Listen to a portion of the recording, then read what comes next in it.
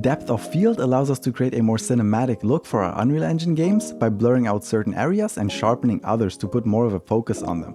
Most of the other videos you'll find about this only cover the application for cutscenes and film projects, but I'll teach you how to use it during actual gameplay.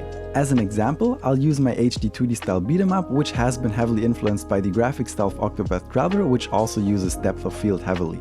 The best way of applying depth of field is through a couple of settings on your post-processing volume or on your main camera. If you want to use a post-processing volume, you could create one from this menu, and you would need to make sure that it's set to infinite extent unbound. You can then search for depth of field to find the related settings. But the exact same parameters are also available on a regular camera, and which method you use mostly comes down to personal preference. With a camera that is, for example, attached to the character, we don't have to worry about placing the post-processing volume in the world, which is why I prefer that method. The easiest way to instantly see your changes is to drag a blueprint that holds the camera into the scene, right-click it, and pilot the blueprint.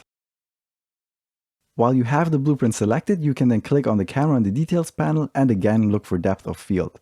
The first thing you see here is a drop-down for mobile depth of field. Mobile devices by default don't use cinematic depth of field, but use Gaussian depth of field, since this is more performant on low-end devices. So for the purpose of this video, we can just ignore this section. When you scroll further down, you can see the camera and depth of field area, and both of these allow us to change the settings for our cinematic depth of field. Here you'll encounter terminology such as aperture, f-stop, sensor width, and so on. And if you're a photographer, this might make perfect sense to you. However, for a regular game dev, it will be very hard to figure out what we need to set here. Up until about Unreal Engine 4.23, we could actually choose between bokeh DOF, Gaussian DOF, and circle DOF. And even though these looked quite fake and not as realistic, all of them came with settings that were much easier to understand and would allow any game dev to customize this to their liking. Fun fact, Octopath Traveler actually uses bokeh DOF, as their art director explained in a speech at Unreal Fest. I don't know Epic's reasoning behind removing these choices, but this means we have to gain a basic understanding of photography to understand what these parameters do. This is a rare case where the official documentation actually does a really good job at explaining the concepts behind this, and I also found a great post on a photography blog, which I'll link in the description in case you want to learn more. I don't know anything about photography, but I'll try to do my best to explain to you how to set up your desired depth of field through these parameters. The most important and first three settings you want to look at are aperture f-stop, sensor width, and focal distance, and they all kind of work together. The first thing we want to set up is the focal distance, and this should simply be the distance in Unreal units or centimeters to whatever we want to be in focus, in this case our character. But even if we change the value, everything still looks the same. So to help us out, let's just set the sensor width to a really high value, around 600 for now. And if I change the focal distance now, you can see that if it's a high value, the foreground will be blurry, and if it's a low value, the background will be blurry. Ideally, you want to set this up so that only the area around the character is sharp, and both the foreground and background are blurred out slightly. If you find it hard to find a perfect value, you can use the depth of field visualization tools. Click on Show, Visualize, Depth of Field Layers. And now when we drag the focal distance around, you can see a blue, black, and green area. The blue area is the background, which is out of focus. The green area is the foreground, which is slightly out of focus. And the black area is sharp and unaffected by blur, and we want to position our character in the middle of that. After that, we can turn off the debug visualization again. Let's keep the sensor width for now and look at the aperture f-stop. This can be a bit confusing, but the value we type in here is the f-stop. For cameras, you'll often see this value of f divided by, and in this case, the value we type in here will be the value after the division. If you drag this around, you can see that a high value will lead to less blurriness, and a low value will make the picture more blurry. There is actually also a nice interactive display of this in the official documentation. A small value for the f-stop, like 1.2 for example, will lead to a large aperture and means there is a wide opening that lets a lot of light into the camera. And as you can see, that will introduce a lot of blurriness and a shallow depth of field. We can go all the way down to 1.0 here, but the tooltip mentions that in the real world, lenses will only go down to about 1.2, so we can stick to that value instead. And now that we gain some blurriness from our f-stop value, we can go down with the sensor width to a more sensible value. This of course depends on how strong you want the effect to be, but in my case something around 200, 250 looks fine. With real cameras, it appears a common sensor width is 6 cm or 60 mm, so I'm not quite sure why we have to use such a high value to get the desired result.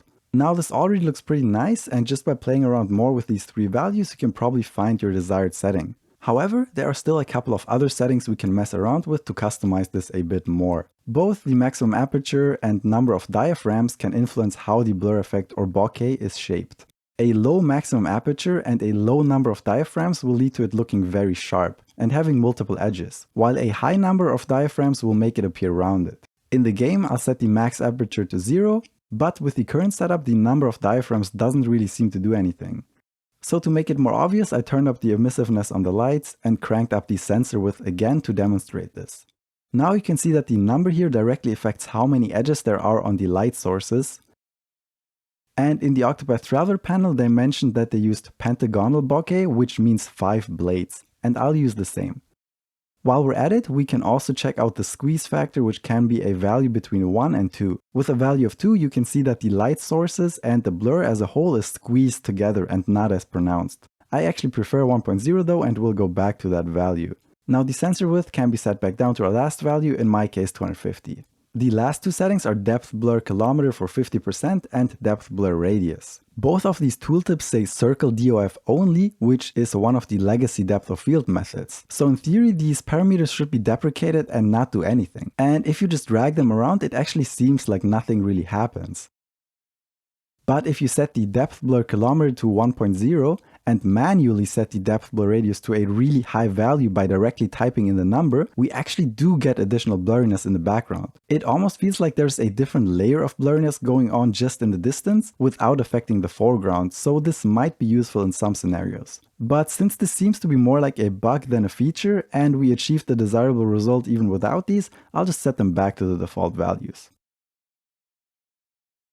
And once you messed around with all of the settings and found something that works for you, you'll want to copy-paste them back into your blueprint.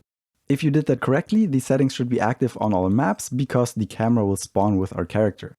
If you use the post-processing volume, you'll have to copy and paste it into your other maps as well. There are cases where we need to dynamically update the values for the depth of field during gameplay, and Octopath Traveler actually does this during battle scenes when the camera zooms in. We can easily update the post-process settings from the camera via blueprints.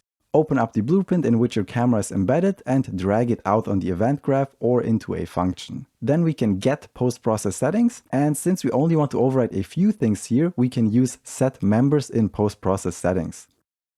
In the details panel, if we search for depth of field, it only shows the relevant options and you can just check the ones you want to change here. For now, I'll just use the focal distance since that is the one you'll most likely have to update. And just to demonstrate, I'll set a high value of 100,000. Now you would want to update this from an event where maybe you zoom the camera in or the battle starts, but again, to demonstrate, I'll just add an event for the 0 key being pressed.